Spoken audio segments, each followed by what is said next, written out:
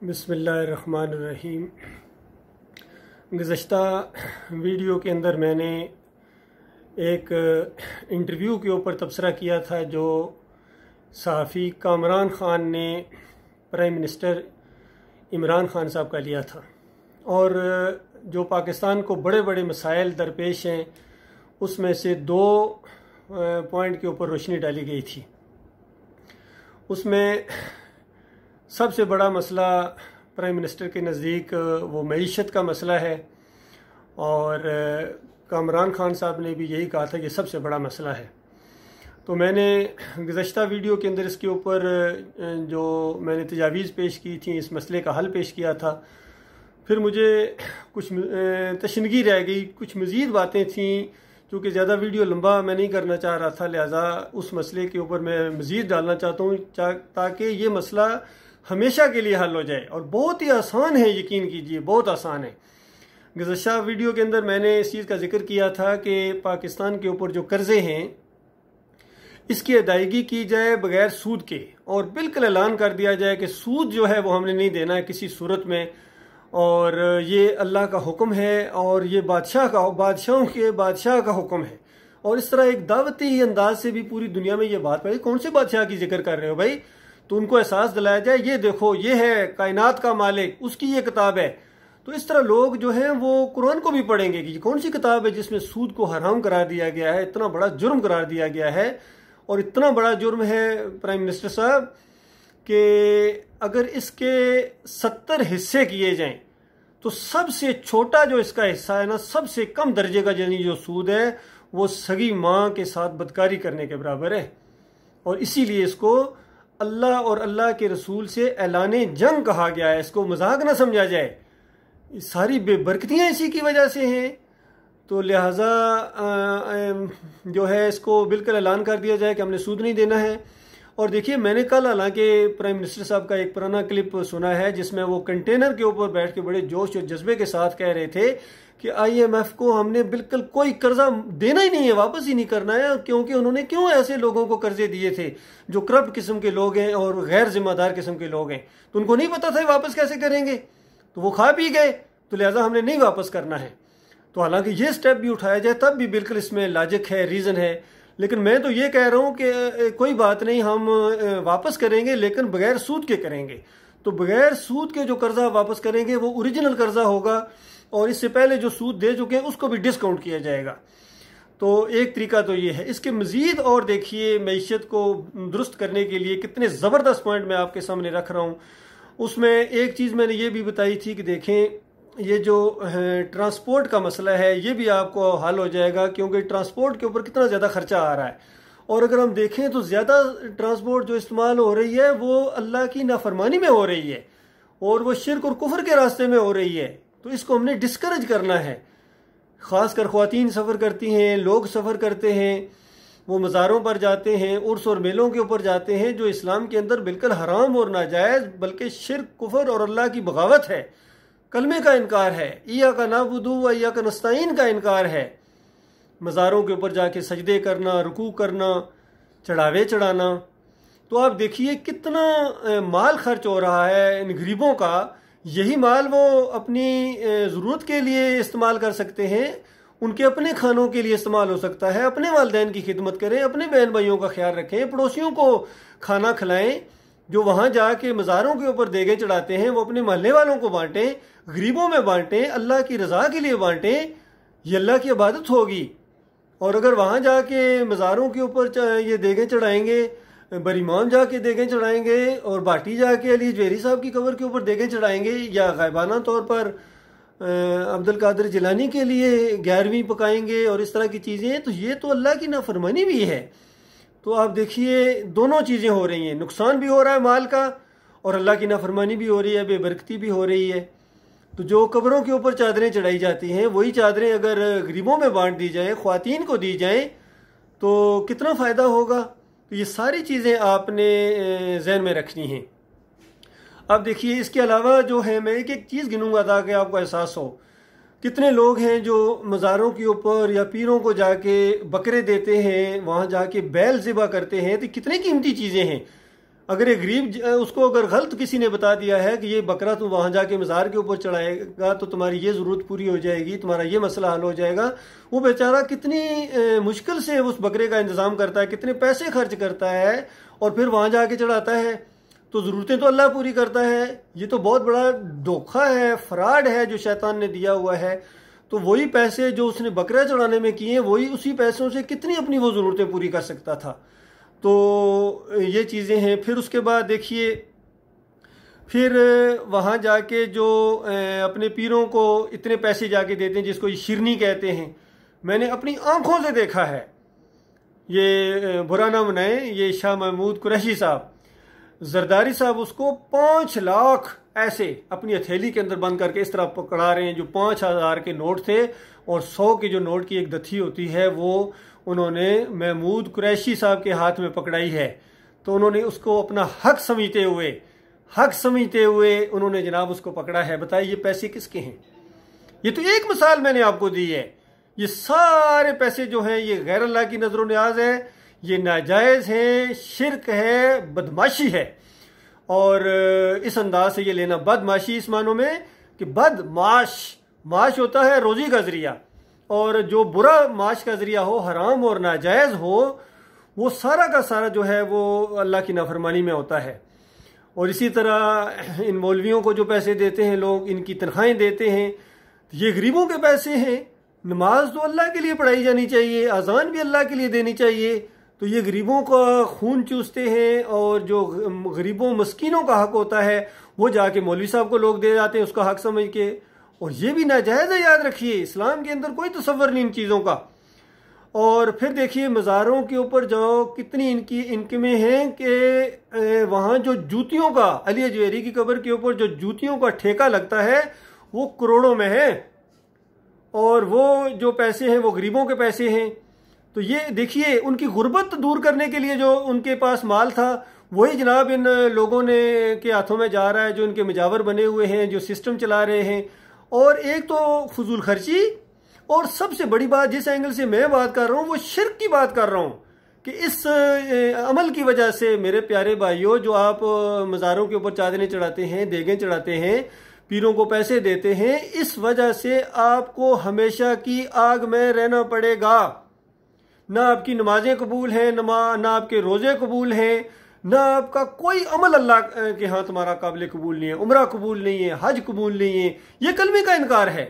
और अभी देखिए मुहर्रम शुरू हो गया, अभी 10 मुहर्रम को ये सबीलें लगेंगी, शरबत बांटे जाएंगे बदामों वाले। ये किसके लिए हैं? ये कहते हैं हुसैन रजी अल्लाह तआला के लिए। तो अल्लाह ताला तो 4 जगह कुरान के अंदर कहता है अल्लाह के अलावा किसी और की नजरों न्याज है, उसको अल्लाह ताला ने इसी तरतीब के साथ रखा है कि जिस तरह इन्नमा हर्रमा अलैकुमुल मैतता व दहमा व लामिल खंजीर व मा उहिल्ला बिही लिगैरिल्लाह, कि तुम्हारे ऊपर अल्लाह ताला ने हराम कर दी ये 4 चीज़ें। ये जो मुर्दार हो जाए, देखिए जो चीज़ मर जाती है हम नहीं खाते, क्यों? हराम है, ज़िबा नहीं कर सके हैं, मर गया है।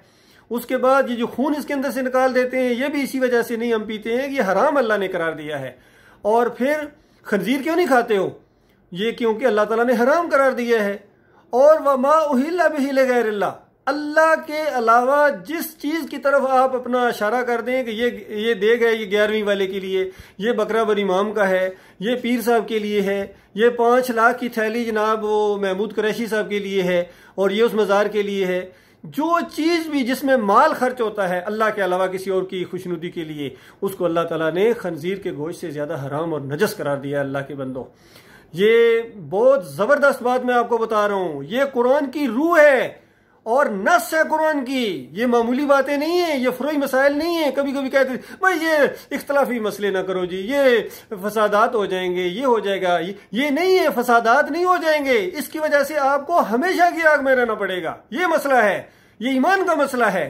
और देखिए शिर्क एक मुश्किल दीन है, और आपकी मईशत भी बर्बाद हो रही है, और अल्लाह भी नाराज हो रहा है, तुम्हारे मसाइल हल नहीं हो रहे हैं।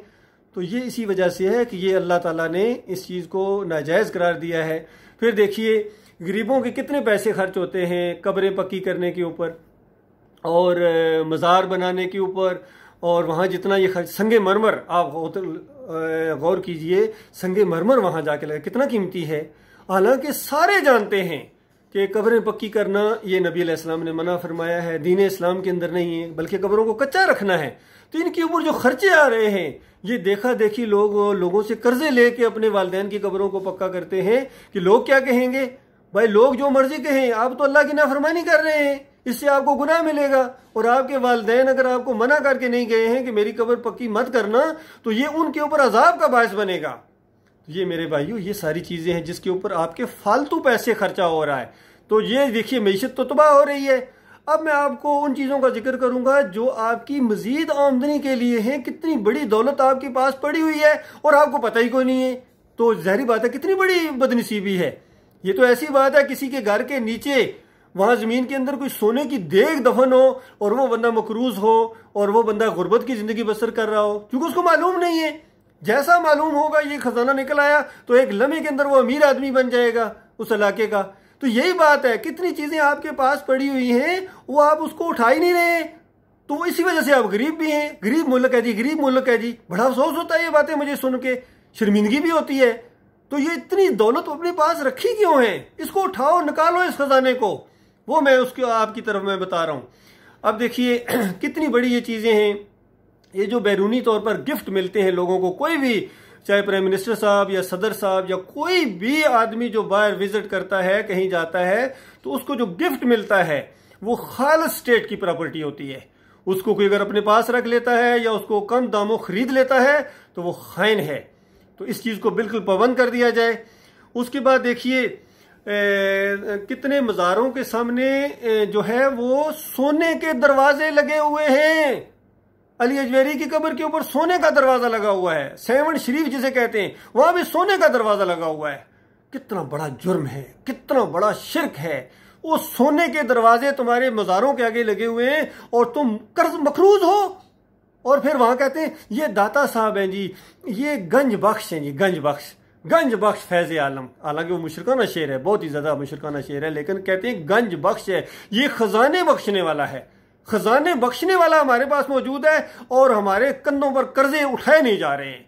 अगर ये सही मानों में हकीकी खजाने बख्शने वाले होते तो हमें तो दूसरे लोगों को देना चाहिए था, क्योंकि खजाने बख्शने वाला हमारे पास है। अजीब बात है भाई, मुश्किल के शाह हमारे पास है, मुश्किलें जान नहीं छोड़ रही हैं। किस्मत खोटी हुई है, किस्मत खोटी करने वाला हमारे पास मौजूद है। अल्लाह के बंदो, आंखें खोलो, कोई जरा भी खौफ करो अल्लाह ताला का। ये वो चीजें हैं जो आप अल्लाह को नाराज कर रहे हैं। फिर देखिए सोने के दरवाजे के अलावा मैंने आमदनी के जरिए मैंने आपको बता रहा था ये सोने के दरवाजे बेचे जाएं। इसके बाद जितने पूरे पाकिस्तान में कब्रिस्तान है उसमें अगर सारा वो संगे मरमर जो लगाया हुआ है पहले से वो इकट्ठा किया जाए तो करोड़ों और खरबों का मामला है। फिर ईंटें जो वहां लगी हैं करोड़ों और खरबों का मामला है। तो ये सारी चीजें इकट्ठी की जाएं और इसको जो है वो अपने कर्जों की अदायगी में और अपनी मैशियत को ठीक करने में लगाओ। कोई आदमी कह सकता है नहीं जी हमें तो दिल करता है बस गले में कुछ पैसे डालें, कुछ बकरा चढ़ाएं, कुछ इस तरह का मामला दिल बहुत करता है। तो उसका भी इंतजाम मौजूद है। हुकूमत अपने ऐसे इदारे खोल दे कि भाई बहुत दिल करता है बकरा चढ़ाने को, वहां जाके बकरा दे आओ, हुकूमत के खाते में चला जाएगा, अल्लाह आपको अजर देगा। हुकूमत उसका इंतजाम करे, गरीबों में बांटे, जो मर्जी करे और गल्ला वहां रख दिया जाए। जिसका दिल करता है बैंक के सामने कोई गल्ला पड़ा हो, ये जो हुकूमत का फंड है जी, गले में कुछ डालने को दिल करता है जी आपको, बैंक से निकलवाएं, 100 रुपया 200 रुपया 1000 रुपया गले में डाल दो, हुकूमत के खाते में जाए, हुकूमत उसको इस्तेमाल करे। तो ये सारी चीजें आपके पास मौजूद हैं। फिर जनाब आप देख लीजिए कि इन मज़ारों के इर्द गिर्द कितनी ज़मीनों पर इन्होंने कब्जा किया, कब्जा ग्रुप ने, इन पीरों ने, ये गोलड़े वालों को देखो कितना कब्जा किया, कितनी ज़मीनों के ऊपर। तो ये सारी ज़मीनें हुकूमत की हैं, इनको ज़मीनों को बेचा जाए और इन ज़मीनों को जो है इसकी जो आमदनी हो वो अपनी मैशियत को दुरुस्त करने में आप लगाएं।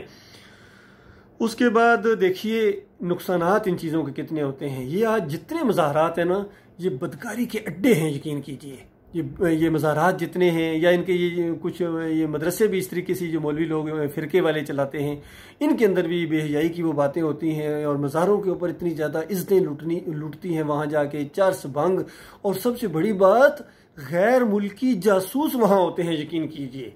क्योंकि हमारे माशरे के अंदर तो डर पैदा हुआ है, ये जो अल्लाह वाले हैं जी, ये मलंग हैं जी, ये वला जी, ये वो जासूस होते हैं और वो आपकी मुल्क की जासूसी कर रहे हैं। और फिर इसके बाद देखिए कितने लड़ाई झगड़े होते हैं। जराइम पेशा लोग जो जराइम करते हैं वो समझते हैं कि जुर्म करने के बाद, किसी को कत्ल करने के बाद, डाका डालने के बाद, इज्जत लूटने के बाद बस एक देग वहां चढ़ा देंगे तो सारे गुनाह धुल जाएंगे। ये कितने गुलकार किस्म के लोग, ये फनकार किस्म के लोग और ये फिल्में बना के इस तरह की चीजें नाच गाने वाले भी वहां जाके देख चढ़ा जाते हैं। आमतौर पर ज्यादातर यही लोग करते हैं। तो ये समझते हमारे गुनाह धुल जाते हैं। तो ये चीज़ें जो हैं ये नहीं होना चाहिए भाई, क्योंकि इसी के भरोसे के ऊपर लोग जो है ना वो जराइम करते हैं। तो ये सारी चीज़ें हैं, अगर इनको आप देखें तो कितनी एक बड़ी मईशत का मसला आपके लिए हल हो जाएगा। और सबसे बड़ी बात कि आप अल्लाह की नाफरमानी से बच जाएंगे। सारी कब्रें कच्ची होनी चाहिए और कब्रों को कब्रिस्तान में होना चाहिए। किसी मस्जिद के अंदर कोई कब्र नहीं होनी चाहिए। जिस मस्जिद के अंदर कब्र हो फिर वो मस्जिद नहीं रहती है, फिर वो कब्रिस्तान बन जाती है। तो याद रखिए वहाँ सलात भी नहीं होती है जिस मस्जिद के अंदर कब्र हो। आज ये अपने काबरीन की कब्रों को, अपनी बुजुर्गों को वहाँ मस्जिदों के अंदर वो करते हैं, फिर वो चंदा वहाँ कल्ला रख दिया जाता है, फिर सारी चीज़ें होती हैं। ये सारे सिलसिले जितने हैं अल्लाह के बंदो, ये आपकी मईशत को तबाह कर रहे हैं। इस्लाम के अंदर ये नहीं है, याद रखिए। इस्लाम के अंदर ज़कात का निज़ाम है, सदक़ात का निज़ाम है, अल्लाह के रास्ते में खर्च करने का मामला है। सबसे ज़्यादा आपके जो पीर हैं वो आपके वालिदैन हैं। और अगर कोई कहे नहीं भाई मुझे तो बड़ा पीर चाहिए, बड़ा पीर फिर आपकी वालदा है। वालदा की इज्जत करें, उनका एहतराम करें, उनके ऊपर खर्च करें। ये सही मानों में अल्लाह के रास्ते में खर्च होगा। और ये जो दूसरे पीरों को जाके दिए जाते हैं, शिरनियाँ दी जाती हैं, ये सारे शुक्राने, ये सारी चीज़ें ये खालिस गैर अल्लाह के लिए हैं, शिरक हैं, हराम हैं, नजस हैं।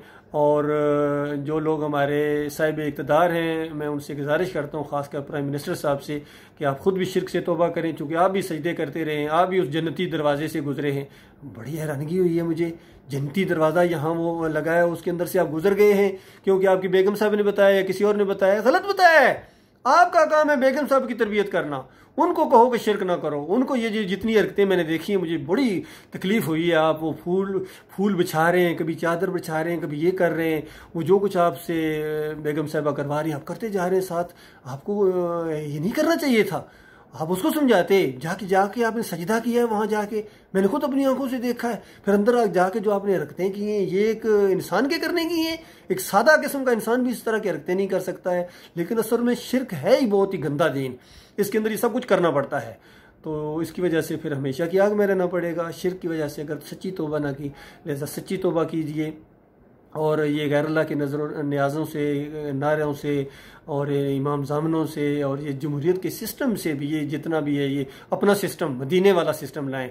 मदीने की रियासत बताइए क्या वोटों के सिस्टम के बाद बनी थी? उससे पहले तौहीद की दावत दी गई थी, हिजरतें करना पड़ी थी, मारें खाना पड़ी थी, अकायद दुरुस्त करना पड़े थे, नज़रिया दुरुस्त करना पड़ा था, उसके बाद जाके वो स्टेट बनी है। ऐसे नहीं बनती है। और अल्लाह ताला ने उनके लिए खुशखबरियाँ सुनाई। हमारे लिए भी वही दीन है जो नबी अलैहिस्सलाम का दीन है। किसी फ़िरके से हमारा कोई तल्लुक़ नहीं होना चाहिए, किसी जगह हमारा सर नहीं झुकना चाहिए अल्लाह के अलावा। अल्लाह के अलावा ये रुकू करना, सजदे करना, ये खालिस कुफ्र व शिरक है। अल्लाह ताला गौर व फिक्र करने, उसके बेहतरीन पहलू के ऊपर अमल करने की तौफ़ीक़ अता फ़रमाए।